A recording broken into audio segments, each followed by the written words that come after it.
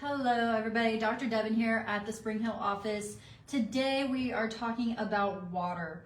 And water is, an essential part of being alive because people are essentially just complicated houseplants. We need sunlight, we need water, we need a little bit of food and, a little bit of interaction with people, and we're good. But our bodies are made up of about 60% water. And the water is there for a lot of different things. It can help cushion, it transports materials, it makes nerve conduction faster. And so it's kind of interesting that about 75% of Americans are dehydrated every day. And that can be for a lot of reasons. The majority of the time is people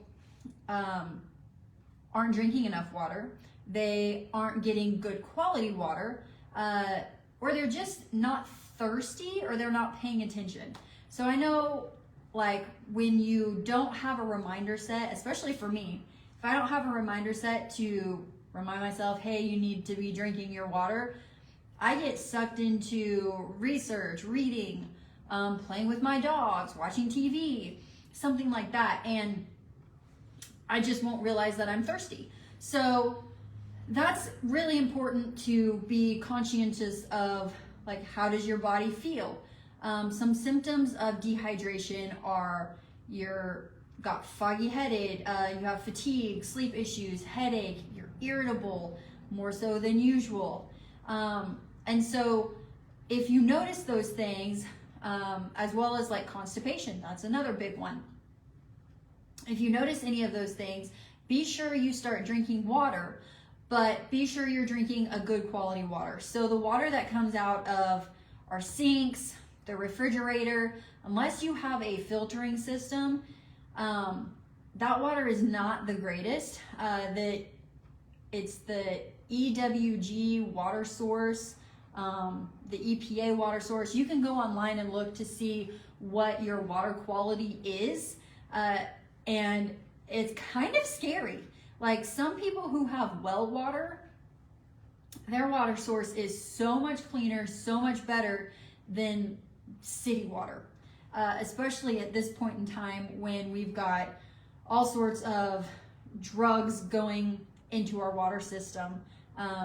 Not just pesticides, herbicides, but, people take a birth control pill, people take an antibiotic. It's got to be flushed down somewhere. So that's something to be thinking about.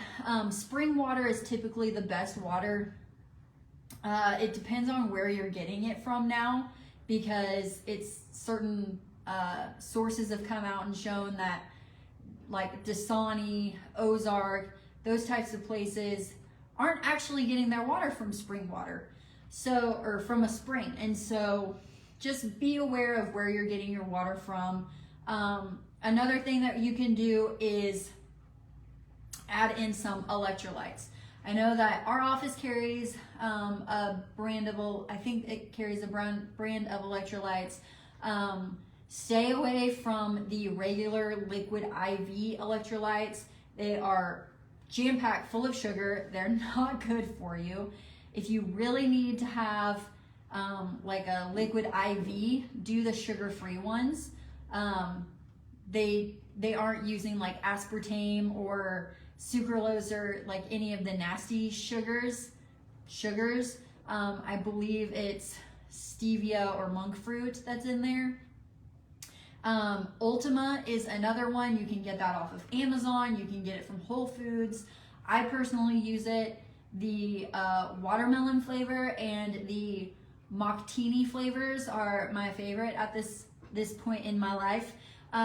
They taste really good. And so your goal for water throughout the day needs to be about half your body weight. So if you weigh 200 pounds, your goal for the day needs to be 100 ounces of water. If you need help tracking, get a water bottle. I have a Hydro Flask. It's 32 ounces. I know I need to drink 2 of those and a seltzer or a lemon perfect or something throughout the day to hit my water goal. So that's just something to keep in mind. You know, I said seltzers. If you are enjoying your seltzers, non-alcoholic, of course, I like the LaCroix, especially like the lemon lime, the limoncello ones, just to give you a little break from just plain water. And then setting an alarm. Be sure that if you are one of those people that is having trouble hitting your water goal for the day, set an alarm. I have one on my watch every 30 minutes, every 30 to 45 minutes. My alarm will go off. It'll remind me, hey, you need to take a drink. And then I'll be sure if I have a patient or if I have back-to-back patients, I'll come out, I'll get a drink of water in between my patients as well. So just being conscientious of, you know, how much water you're drinking, how you're feeling, what type of water you're drinking. I know it seems like a lot, but if you focus on one or two things now, and then you can incorporate one or two things later, it makes it a lot easier.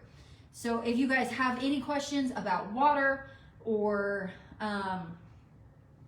where to get it, or how much to drink, when to drink, that kind of stuff, be sure you leave that in the comments, and we will get to those questions as they come in. So have a good rest of your day, and we will see you tomorrow. Bye.